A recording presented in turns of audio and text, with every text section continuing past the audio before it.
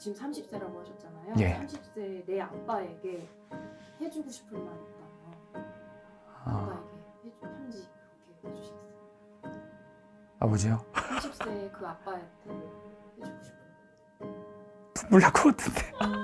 19살의 아빠한테 해주고 싶은 말이 있다면 편지로 이렇게 말씀해 주시겠어요? 아, 19세 여기입니다. 나의 아빠한테 여기 보고. 아, 저의 아빠요? 네. 아빠가 20살인 아빠가 20살일 때가 아빠가 아. 있었습니다. 무슨 말을 해야 될지 모르겠는데 아버지도 어린 나이셨을 텐데 이제 그때 이제 가장의 무게를 견뎌내시느라 고생 많으셨습니다. 아빠, 내가 좀 이렇게 크긴 했는데 아빠도 이럴 때가 있었다고 생각해. 아빠의 할아버지가 또 내 말 안 들어줄 때도 있었고 아빠가 되게 힘든 일이 난 많았다고 생각하거든.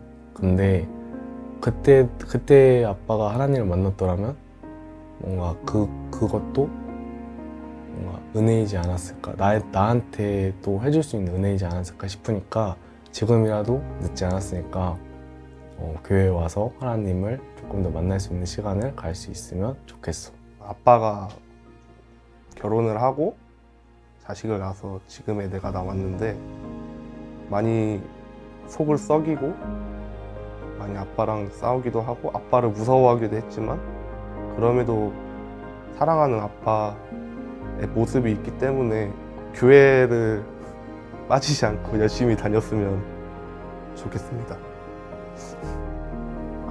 아빠 안녕. 나는 아빠의 미래의 자녀야.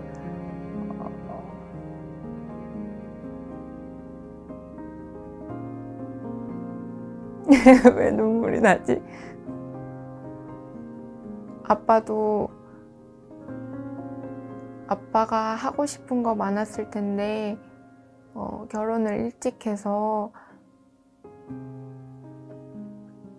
나랑 동생을 책임져야 된다는 그런 책임감으로 우리를 계속 봤을 텐데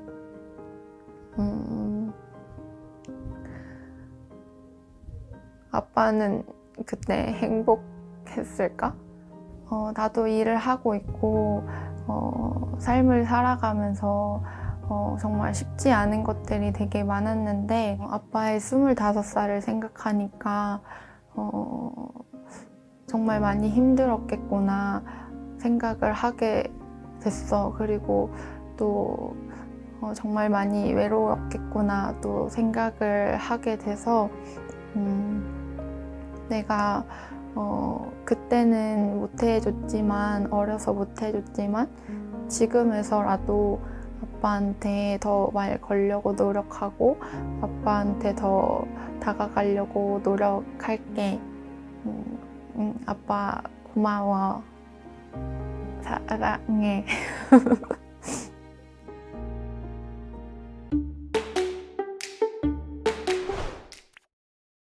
할렐루야. 부활절입니다. 죽음을 이기시고 부활하신 주님의 은혜가 여러분과 늘 함께 하시기를 축복합니다. 부활절 준비하면서 여러 가지 고민들을 했습니다. 먼저는 어떤 말씀을 전해야 할까, 또 엠마오 특세에 빠짐없이 나오신 분들은 어떤 선물을 드려야 할까, 성찬에는 어떤 기도를 해야 하고 어떤 예문을 써야 할까라고 고민을 했습니다. 그러나 오늘 말씀을 준비하면서 제가 정말 중요하게 준비해야 할 것이 깨달아졌는데, 나는 부활의 주님을 만났는가? 라는 질문에 스스로 대답하고 준비하는 것이었습니다. 그러면서 우리 교회 안에, 우리 가정 안에 부활의 주님을 만난 사람은 얼마나 될 것인가? 라는 고민이 되었습니다. 오늘 본문을 보면 굉장히 어둡고 다운되고 뭔가 눌린 듯한 느낌이 듭니다. 그러나 늘 그렇듯이 가장 어두운 곳, 가장 억눌리고 힘든 상황이 한계치에 왔을 때 늘 반전은 시작되는 것이죠. 1절입니다. 우리 함께 읽습니다. 시작. 안식일이 다 지나고 안식 후 첫날이 되려는 새벽에 막달라 마리아와 다른 마리아가 무덤을 보려고 갔더니 아멘. 자, 성경에서 우리가 믿어야 하는 단 한 가지 사건이 있다면 예수님의 부활 사건일 것입니다. 그리스도인은 예수님의 십자가 죽음과 함께 예수님께서 부활하셨다라는 사실을 믿는 공동체입니다. 그리고 예수님의 부활을 믿으면 저와 여러분의 삶이 송두리째 바뀌게 되는 것이죠. 부활 사건은 인류 역사상 전대미문의 사건이고 기독교 신학의 가장 핵심적인 사건이자 복음의 진수입니다. 그래서 바울이 언급한 대로 만약 부활이 없다면 우리가 전파하는 것도 헛되고 우리가 믿는 것도 헛되다 할 것입니다. 이 부활 사건은 분명한 역사적 사건이기도 하지만 또한 지금도 우리 삶의 현장에서 계속 일어나야 하는 믿음의 사건이고 신앙의 사건입니다. 다만 지적인 동의로는 안 됩니다. 부활하신 주님을 정말 인격적으로 만나고 믿음으로 주님과 연합해야 변화됩니다. 그래야만 예수님의 부활을 우리의 삶에서 참으로 경험하게 되는 것이죠. 예수님께서 부활하신 아침 막달라 마리아를 포함한 한 여자가 예수님의 무덤을 찾습니다. 전에도 얘기했듯이 아까도 말씀드렸지만 이 아침은 조금 무겁고 어둡습니다. 왜냐하면 무덤을 찾은 이들이 예수님의 죽음에 대해서만 생각하기 때문입니다. 예수님의 부활에 대해서는 전혀 믿지 못하고 전혀 알지 못하고 전혀 인식하지 못하고 있습니다. 특히 요한복음 20장 13절에 보면 여자들이 예수님의 빈 무덤을 보고 울기 시작합니다. 천사들이 이르되 여자여 어찌하여 우느냐, 이르되 사람들이 내 주님을 옮겨다가 어디 두었는지 내가 알지 못함이니이다. 이유는 간단하죠. 빈 무덤을 보고도 예수님이 부활하셨다고 생각하는 것이 아니라 어떤 사람들이 예수님의 시신을 옮겼다라고 생각하는 거예요. 부활에 대한 믿음이 없는 것이죠. 예수님의 부활에 대해서 그들은 분명히 들었습니다. 그 말씀을 듣고 아는 것과 부활하신 예수님을 다시 만나는 것은 이렇게 전혀 다른 차원인 거예요. 사도행전 13장 27절 보면 예루살렘에 사는 자들과 그들 관리들이 예수와 및 안식일마다 외우는 바 선지자들의 말을 알지 못하므로 예수를 정죄하여 선지자들의 말을 응하게 하였도다. 이 말씀을 요약하면 예루살렘에 사는 자들이 예수를 알지 못했다라는 거예요. 여러분, 예루살렘에 사는 사람들이 어떻게 예수님을 알지 못할 수가 있습니까? 예수님께서 예루살렘에서 활동하셨어요. 예수님의 말씀을 듣고 본 사람들이 예루살렘 사람들입니다. 그런데 성경에서 말하기를 그들은, 예루살렘 사람들은 예수를 알지 못했다라고 말합니다. 머리로 아는 것과는 다르다는 것이죠. 믿음의 문제에 대해서 말하고 있는 것이고 부활의 주님을 알고 있는가, 보고 믿는가라는 뜻이죠. 이 말씀은 오늘날 모든 사람들이 가지고 있는 문제예요. 로마서 13장 11절 말씀을 보면 바울이 이렇게 말하죠. 깨닫는 자도 없고 하나님을 찾는 자도 없고. 하나님을 찾는 자가 없다라는 것은 신을 찾는 사람이 없다거나 영적인 것을 추구하는 사람이 없다는 게 아닙니다. 진짜 하나님, 참 하나님을 찾는 사람이 없다는 거예요. 우리도 마찬가지죠. 우리 하나님을 찾고 영성을 추구하지만 인간이 원하는 신은 우리의 욕구에 맞는 신, 우리가 필요한 신, 우리를 좋게 도와주는 신, 우리가 원하는 신, 우리가 통제할 수 있는 신을 찾습니다. 그러니 예수님을 만나지 못하는 것이죠. 그러니 부활에 대해서 수도 없이 들었던 마리아마저도 빈 무덤을 보고 주님의 부활을 생각하지 못하고 믿지 못하는 거예요. 이것이 빈 무덤의 신앙이죠. 우리는 성경에 대해 너무 잘 알고 있습니다. 그러나 우리의 삶이 달라지지 않습니다. 빈 무덤의 신앙이기 때문이죠. 부활하신 주님을 만나지 못한 거예요. 여전히 예수님을 보지 못하는 거죠. 진짜 예수님을 만나지 못하고 우리가 생각하고 우리가 만들어낸 하나님만 생각하는 겁니다. 그러니 우리는 계속해서 빈 무덤을 보면서 이곳에는 예수님이 없구나, 사람들이 예수님의 시체를 옮겨갔구나 생각하며 울기만 하는 거죠. 그런데 9절을 보면 이 두 여인이 결국 부활하신 예수님을 만나게 됩니다. 자, 8절과 9절 말씀 함께 읽습니다. 8절과 9절 시작. 그 여자들이 무서움과 큰 기쁨으로 빨리 무덤을 떠나 제자들에게 알리려고 다름질할세 예수께서 그들을 만나 이르시되 평안하냐 하시거늘 여자들이 나아가 그 발을 붙잡고 경배하니. 아멘. 여러분, 아무것도 아닌 것 같지만 엄청난 차이가 있는 거예요. 무덤을 보러 갈 때 마리아의 분위기를 상상해 보세요. 굉장히 우울하고 슬픔과 두려움으로 가득 찼을 거예요. 빈 무덤을 보았을 때는 더 상심했고 더 슬퍼했을 거예요. 부활절을 매년 기념식 정도로만 지키면 우리도 이와 같은 신앙이 될 수 있습니다. 그런데 부활을 진짜 믿고 부활의 주님을 만난 자의 삶을 보면 완전히 달라지죠. 빈 무덤을 보고 슬피 울며 좌절하던 두 여인의 모습이 부활하신 예수님을 보니까 어떻게 변합니까? 8절을 보니 빨리 무덤을 떠나 제자들에게 주님의 부활을 알리려고 합니다. 여러분, 이 여인의 상황은 똑같은 상황과 처지와 환경입니다. 그들의 눈으로 본 무덤에는 예수님의 시체가 여전히 없습니다. 그런데 그들이 무덤을 보는 시각이 달라진 거예요. 그 무덤은 이제 예수님의 시체가 사라진 빈 무덤이 아니라 주님의 부활이 이루어진 장소, 돌이 굴러가 문이 열려진 열린 무덤이 된 것입니다. 여러분은 예수님의 무덤을 빈 무덤으로 보십니까? 아니면 열린 무덤으로 보십니까? 우리의 시각을 빈 무덤에서 열린 무덤으로 전환해야 되는 거예요. 이것은 아무것도 아닌 것 같지만 엄청난 차이가 있어요. 똑같이 교회를 다녀도 부활신앙으로 사는 성도와 그렇지 않은 성도는 엄청난 차이가 있는 거예요. 큰 기쁨이 있고 힘이 있습니다. 이것이 바로 부활의 주님을 만난 성도의 삶이에요. 우리가 지금도 제자 훈련을 하고 있고 또 여러분들 가운데 많은 분들이 큐티를 시작하시면서 일어나는 변화 가운데 하나가 사람이 밝아진다는 거예요. 왜냐하면 부활신앙을 알기 때문이죠. 내가 죽고 예수로 사는 것이 부활신앙입니다. 열린 무덤을 보면서 주님의 부활을 믿는 사람은 돌이 굴러가서 문이 열려지듯이 죽음의 돌이 굴러간 삶을 살게 됩니다. 예수님의 부활은 인간이 결코 이해할 수 없는 죽음의 문제를 해결하시는 겁니다. 예수님께서 죽음을 이기시고 부활하심으로 우리가 겪는 모든 문제에 대해서 승리할 수 있는 믿음이 생기는 것이죠. 인생의 어떤 문제 앞에서도 평안할 수 있게 되는 겁니다. 주님께서 9절에 평안하냐?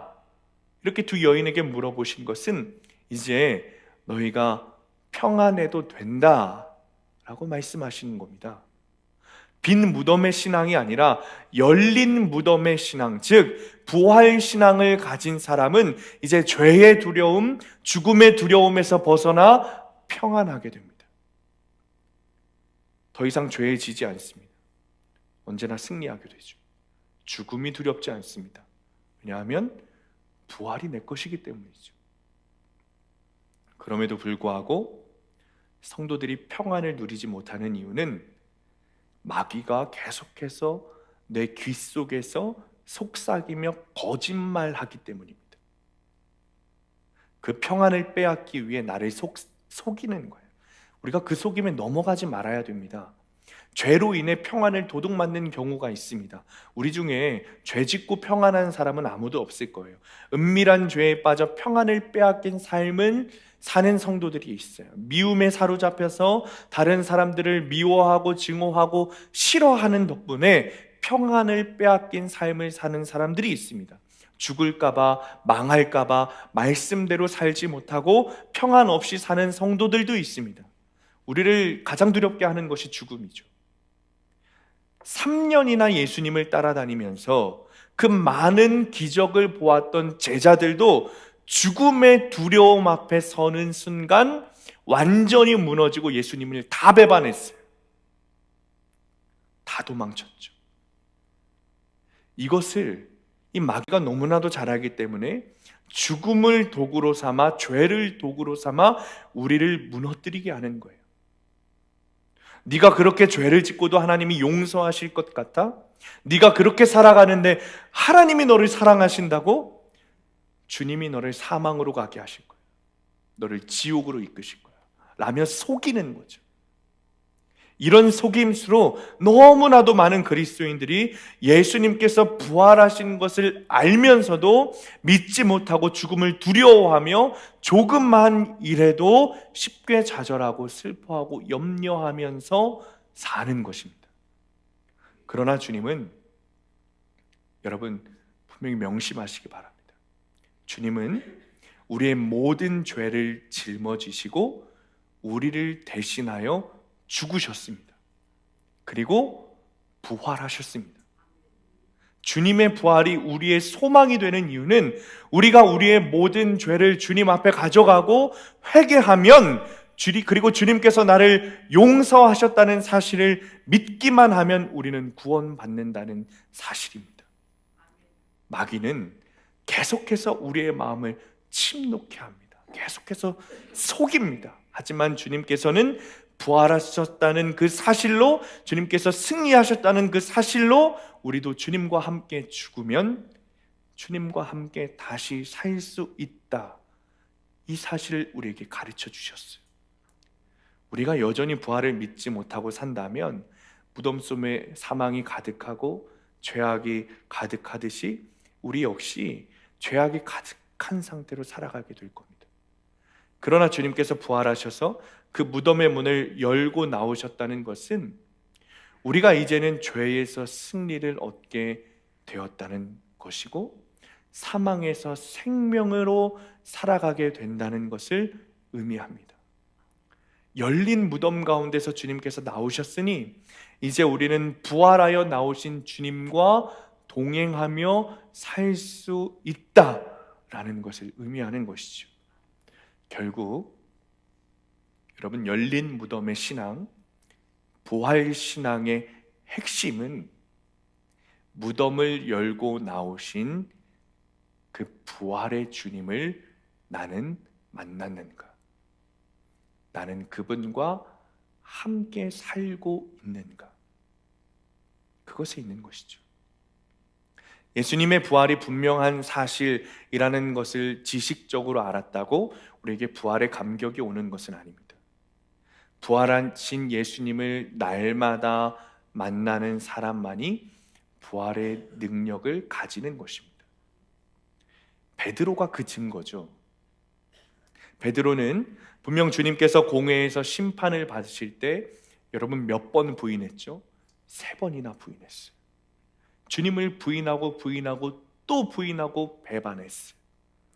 가룟 유다가 주님을 배반한 것이나 여러분 베드로가 배반한 것이나 어느 것이 더 중요한 것이 아니고 둘 다 배반했다는 것은 똑같은 거예요. 그런 베드로가 어떻게 위대한 사도가 될 수 있었습니까? 부활하신 예수님을 만났기 때문입니다.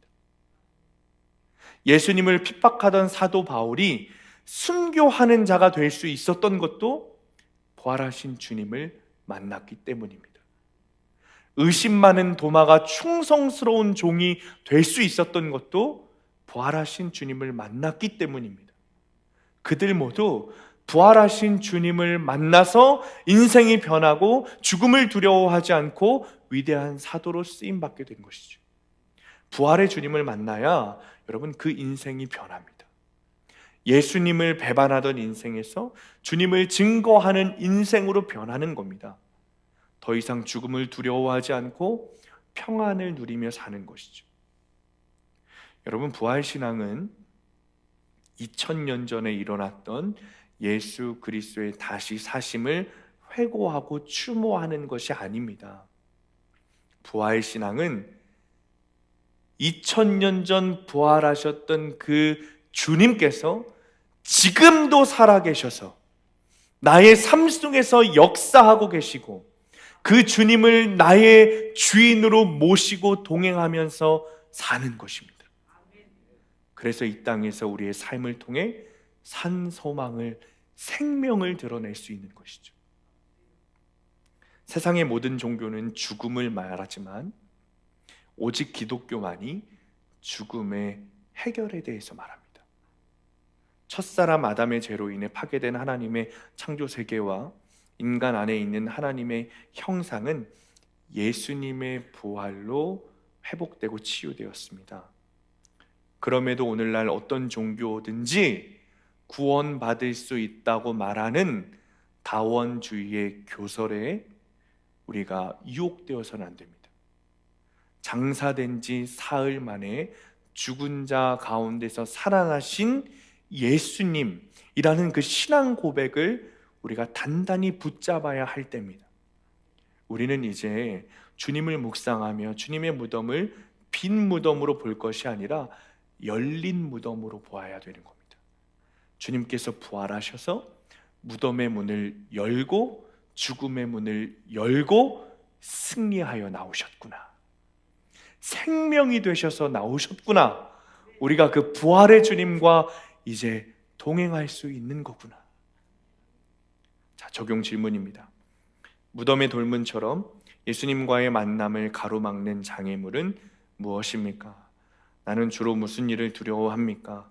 부활하신 주님의 말씀으로 감격하며 기뻐했던 적은 언제입니까? 자, 부활하신 주님께서 두 여인에게 명령하시기를, 자, 제자들에게 가서 이 말을 전하는데 갈릴리로 가라고 해라. 제자들을 갈릴리로 가라고 해라. 너희들이 이 말씀을 전해야 된다. 이렇게 말씀하셨죠. 그리고 거기서 예수님을 만나게 될 것이라고 말씀하셨어요. 자, 10절 말씀. 10절 함께 읽습니다. 시작.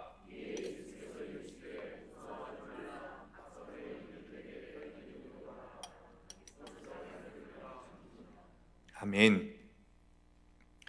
왜 주님께서 제자들에게 갈릴리로 가라고 하셨을까요? 여러분, 왜 예루살렘이 아니라 갈릴리로 가라고 하셨을까요? 우리가 계속해서 말씀을 묵상하다 보면 이런 사유를 할 수 있게 되는 겁니다. 왜 주님께서는 제자들에게 예루살렘이 아니라 갈릴리로 가라고 하셨을까? 예수님은 예루살렘에서 죽으셨고 예루살렘에서 부활하셨습니다. 예루살렘에는 유력한 사람들이 많았습니다. 예루살렘이 이스라엘의 수도이기 때문이죠. 그러니 그 장소에서 부활의 주님이 나타나시고 제자들을 가르치시고 복음을 전하면 더 큰 일을 하실 수 있지 않았을까요? 더 많은 사람들이, 더 유력한 사람들이 예수님을 믿게 되지 않았을까요?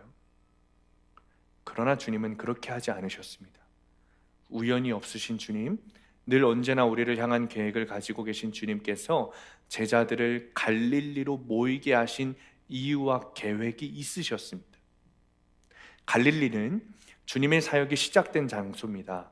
소경이 눈을 떴고 귀신 들린 자가 고침받은 장소입니다. 주님의 놀라운 기적과 이적이 일어난 사건이 있었던 장소입니다. 주님의 복음과 하나님 나라가 선포되었던 장소입니다. 그리고 주님께서 제자들을 부르신 장소죠. 주님과 행복했던 시간들이 너무나도 많이 있었던 장소가 갈릴리입니다. 그러나 한편으론 그들의 실패의 장소죠. 주님의 부르심으로 갈릴리에 모인 제자들의 심정이 여러분 어땠을까요? 참담하고 비참했을 거예요. 갈릴리라는 장소는 가는 곳마다 예수님을 생각나게 했기 때문입니다.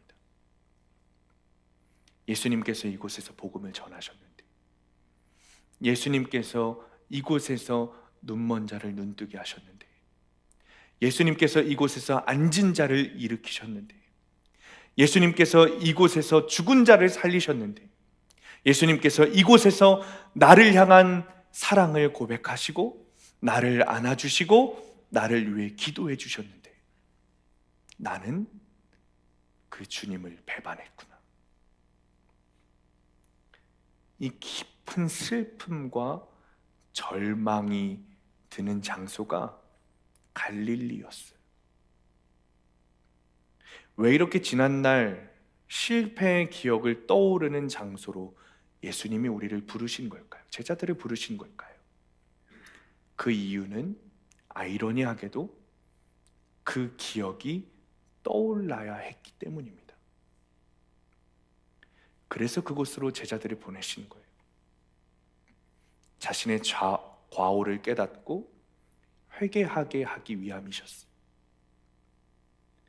그렇게까지 하셔야 했냐라고 물으실 수도 있어요. 그러나 주님은 그렇게 하셔야 했습니다. 제자들을 예루살렘으로 보냈다면 그저 성공의 신앙에 심취해서 교만하여 살았을 거예요. 그러나 주님께서 갈릴리로 보내신 이유는 그들이 그들의 죄와 과오를 깨닫고 주님께 회개하여 용서하기를 원하셨던 겁니다. 그들을 사랑하기 때문에, 그들이 자신의 죄를 보고 회개함으로 그들을 용서하기를 원하셨기 때문에 그 장소 갈릴리로 부르신 겁니다. 사랑하는 성도님들, 우리가 부활의 주님을 만나게 되면 주님은 우리 각자의 갈릴리로 부르십니다. 주님께서 나에 대한 큰 사랑을 보여주셨던, 주님께서 나를 이끄시고 기적을 보여주시고 역사를 보여주셨던 그 갈릴리, 그러나 반대로 내가 주님을 배반했던, 내 죄를 깨닫게 하는 그 갈릴리로 우리를 부르십니다. 열린 무덤 신앙, 부활 신앙을 가진 사람은 반드시 갈릴리로 가게 되어 있습니다. 나의 갈릴리로 가서 낮은 나의 모습을 보게 되는 거죠. 나의 의로움을 드러내지 않고, 나의 믿음을 드러내지 않고, 나의 선행을 드러내지 않고, 나의 어떠함을 드러내는 것이 아니라 오히려 겸손히 주님을 바라보며 나의 죄를 드러내고 연약한 모습으로 주님 앞에 엎드려지게 되는 겁니다. 그렇게 하시는 분이 주님이십니다.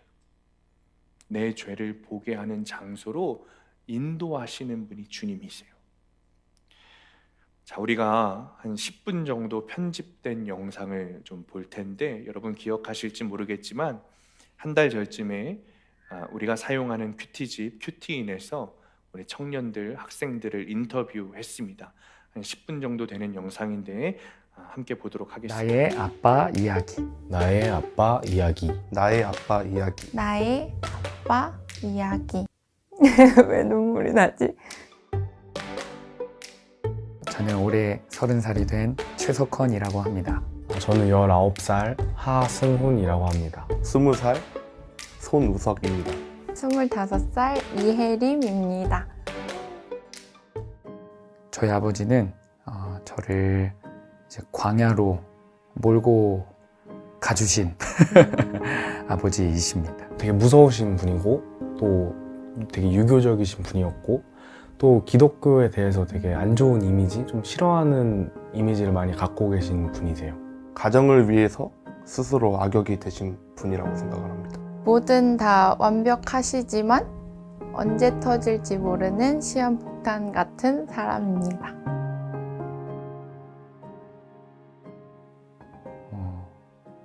이거는 질문이 없는 말이야. 아버지를 살렸다고 착각하는 아들?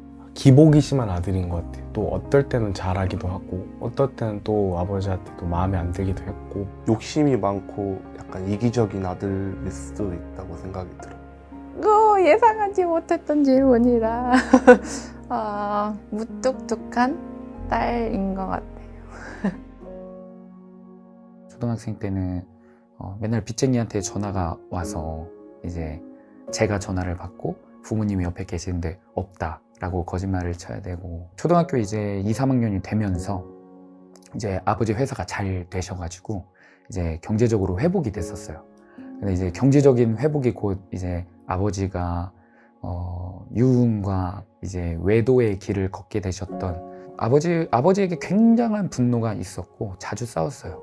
그리고 이제 어머니한테 교회 다니는 사람들도 이혼 다 하는데 제가 오히려 막 부추겼던.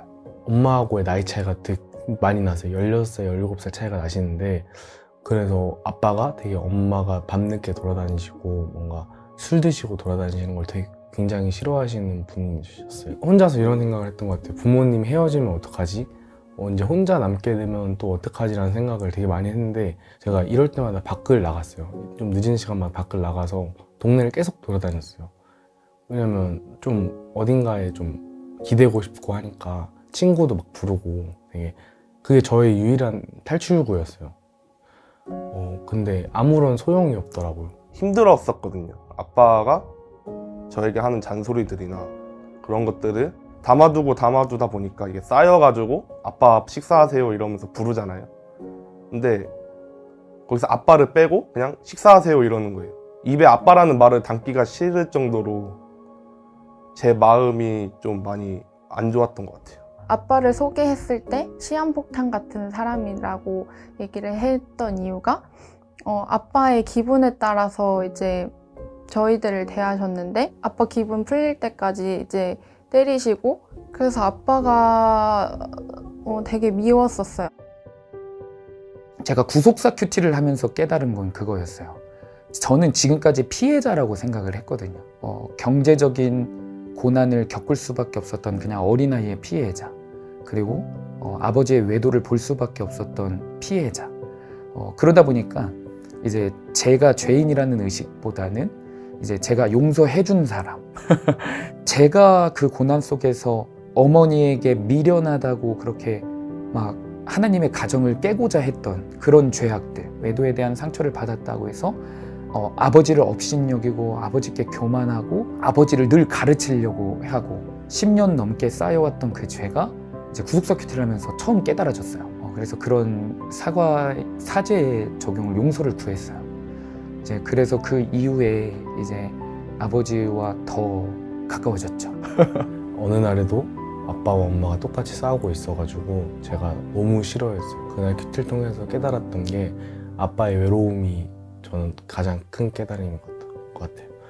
제가 교회를 다니고 공부도 하면서 밤늦게 돌아다니면서 아빠는 혼자 그러면서 TV를 보면서 뭔가 나도 아들과의 있는 시간을 갖고 싶다라는 그런 외로움이 너무 떠올랐던 것 같아요. 그냥 무턱대고 아빠만 싫어했던 그런 저의 제가, 아빠를 사랑하지 못했던 저의 제가 또 그거를 통해서 깨닫게 되었던 것 같습니다. 아버지에게 문제가 있다고 저는 생각을 했었는데 제게 문제가 있다는 것을 깨달았거든요. 아버지가 저에게 잔소리 하신 것들이나 그런 것들 모두 저를 위해서 해주신 사랑이 담긴 말들이었지만 저는 그것들이 이제 저에게 피해가 된다고만 생각을 하면서 내가 사랑받지 못한다고 생각을 하면서 마음에 담아두고 아빠를 미워했던 저의 문제점을 보았고, 전보다는 게임을 줄이고 공부를 하라고 잔소리하고만 해야 되는데 제가 그래도 공부를 좀 하고 하니까 그래서 잔소리도 줄어들면서 서로 대화 시간도 늘어났던 것 같아요. 아빠만 무조건 잘못이 있다고 생각을 했었는데 고린도후서 2장 6절에서 8절이었는데 정말 아빠는 벌 받아서 마땅하다고 그렇게 해서 사실 큐티가 잘 되진 않았었어요. 근데 이제 계속해서 묵상하니까 저의 제가 보이는 게 아빠가 혼자 있을 시간이 되게 많았었어요. 아빠가 되게 외로웠을 텐데 약간 아빠한텐 그래도 돼라는 인식이 있어서 제가 할 수 있는 방법에서 되게 틱틱거리고 아빠가 말 걸면 그냥 무시해버리고 그런 것들이 이제 큐티를 하면서 생각이 나면서 저도 다른 가족들 이제 외식할 때 보면 다른 가족들이 이제 도란도란 얘기하고 이제 이런 거 보면서 부럽다라는 생각도 많이 드는데 아빠도 그런 가족들을 보면서 우리 가족들이 저랬으면 좋겠다 약간 이렇게 생각했을지 않을까라는 것도 깨달아지고 그 묵상한 본문에서 이제 이미 그 사람에게 충분한 벌을 내렸다라고 말씀을 해주셨는데 더 벌을 주려고 했었고 아빠의 그런 구원에 대해서 더 생각하지 못하고 저에게 하나님은 집 같은 분이신 것 같아요. 아무리 제가 밖에서 성공을 하든 아니면 밖에서 아무리 힘든 일을 겪든지 어떤 상황이 오든지 간에 집만큼 편하고 저를 지켜주는 곳이 없거든요. 그래서 하나님은 맨날 저를 사랑하시고 하나님 품 안에 있으면 그 어떤 공격이 오든지 간에 정신적으로든 육체적으로든 지켜주시기 때문에 하나님은 집 같은 분이라고 생각합니다. 하나님이 주신 고난은 분명히 이유가 있으시고 약재료가 되게끔 하셨는데 밝은 웃음을 가졌지만 그 뒤에 있는 어떤 그런 고독함과 상처들을 좀 감추고 싶었거든요. 그러다 보니까 이제 하나님이 주셨던 그 아름다운 고난을 단 한 번도 하나님이 주신 그 고난의 뜻답게 사용한 적이 없다 보니까 지금의 아버지를 만나게 하신 거는 아버지의 고난을 잘 해석하지 못하는 아이들에게 이제 잘 해석할 수 있도록 약재료가 이제 되게끔 해주시는 그런 아버지로 이렇게 만나게 해주신 게 아닐까. 지금 30세라고 하셨잖아요. 예. 30세 내 아빠에게 해주고 싶은 말 있다면 아빠에게 편지 그렇게 해주시겠어요? 아버지요? 30세 그 아빠한테 해주고 싶은 눈물 날 것 같은데. 19살의 아빠한테 해주고 싶은 말이 있다면 편지로 이렇게 말씀해 주시겠어요? 19세 여기입니다. 나의 아빠한테 여기. 저의 아빠요? 네. 아빠가 20살인 아빠가 20살일 때가 아빠가 아. 있었습니다. 무슨 말을 해야 될지 모르겠는데 아버지도 어린 나이셨을 텐데 이제 그때 이제 가장의 무게를 견뎌내시느라 고생 많으셨습니다. 아빠, 내가 좀 이렇게 크긴 했는데 아빠도 이럴 때가 있었다고 생각해. 아빠의 할아버지가 또 내 말 안 들어줄 때도 있었고 아빠가 되게 힘든 일이 난 많았다고 생각하거든. 근데 그때 아빠가 하나님을 만났더라면 뭔가 그것도 뭔가 은혜이지 않았을까, 나한테 또 해줄 수 있는 은혜이지 않았을까 싶으니까 지금이라도 늦지 않았으니까 교회에 와서 하나님을 조금 더 만날 수 있는 시간을 갈 수 있으면 좋겠어. 아빠가 결혼을 하고 자식을 낳아서 지금의 내가 나왔는데 많이 속을 썩이고 많이 아빠랑 싸우기도 하고 아빠를 무서워하기도 했지만 그럼에도 사랑하는 아빠의 모습이 있기 때문에 교회를 빠지지 않고 열심히 다녔으면 좋겠습니다. 아빠 안녕. 나는 아빠의 미래의 자녀야.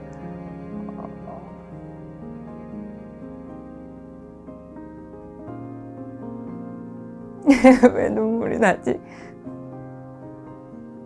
아빠도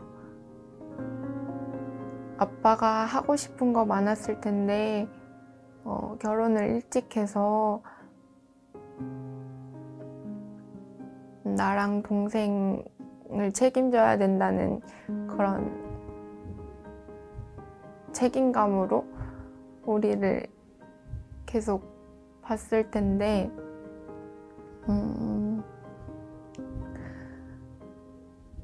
아빠는 그때 행복했을까? 나도 일을 하고 있고 삶을 살아가면서 정말 쉽지 않은 것들이 되게 많았는데 아빠의 25살을 생각하니까 정말 많이 힘들었겠구나 생각을 하게 됐어. 그리고 또 정말 많이 외로웠겠구나 또 생각을 하게 돼서 내가 그때는 못해줬지만 어려서 못해줬지만 지금에서라도 아빠한테 더 말 걸려고 노력하고 아빠한테 더 다가가려고 노력할게. 아빠 고마워. 사랑해.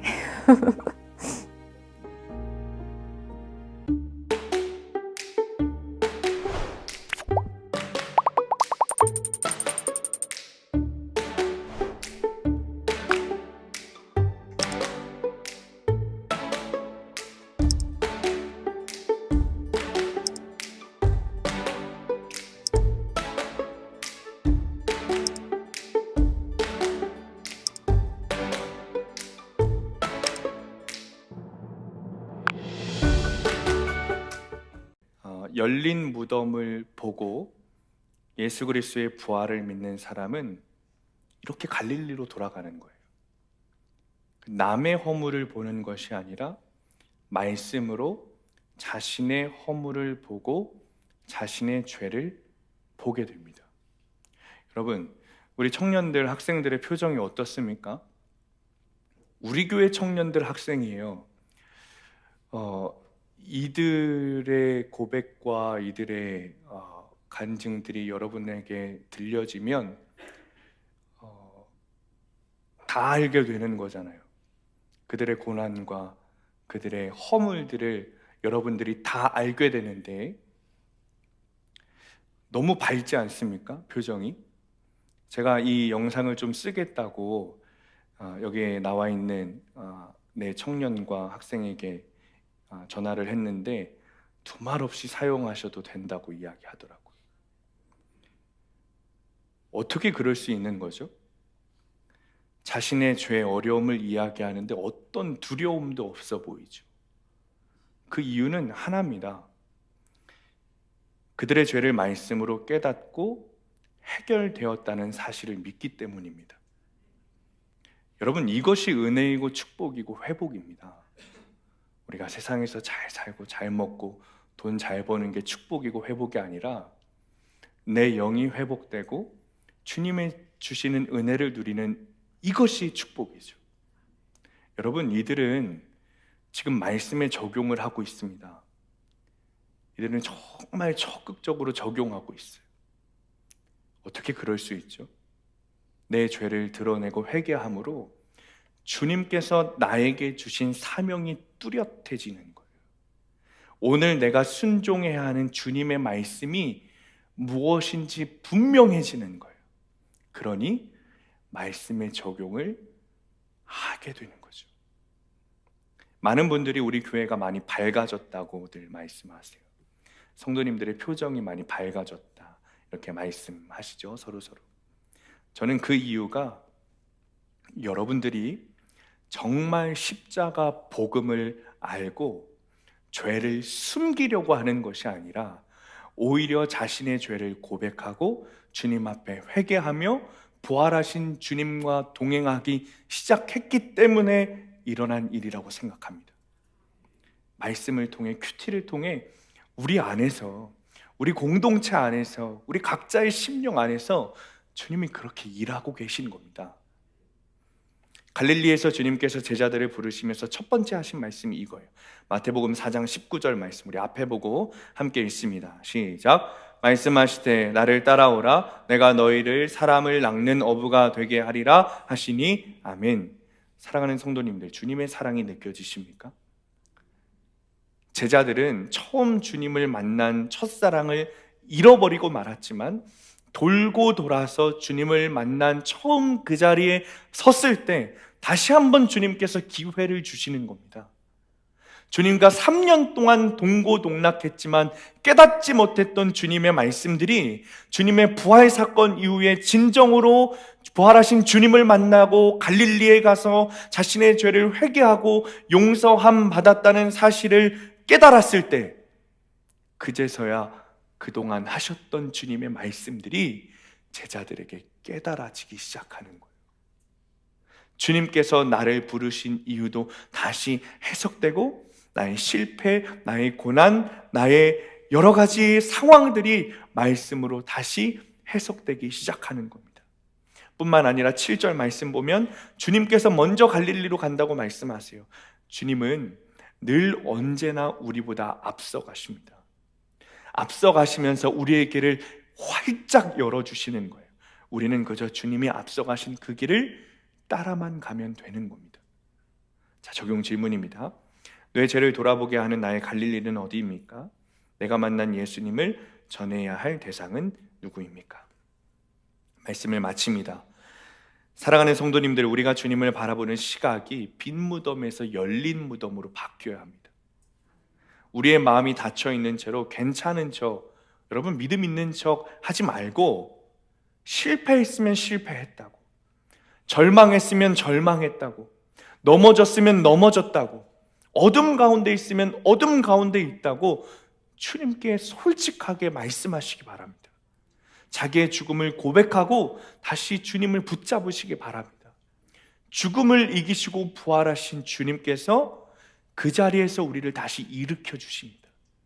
다시 시작하도록 부활의 주님께서 힘을 주시는 거예요. 그 주님과 동행만 하면 되는 거예요. 우리의 시각을 빈 무덤에서 열린 무덤으로 바꾸기만 하면 됩니다. 이제 우리가 성찬을 받을 텐데 우리를 위해 찢기신 주님의 몸과 우리를 위해 흘리신 피를 먹고 마시며 죽음을 이기시고 부활하신 주님과 동행하며 삶 속에서 살아있는 소망을 드러내는 증인의 삶을 살아가시기를 예수님의 이름으로 간절히 축원합니다. 우리 시간에 결단 찬양 살아계신 주 찬양하고 기도하겠습니다.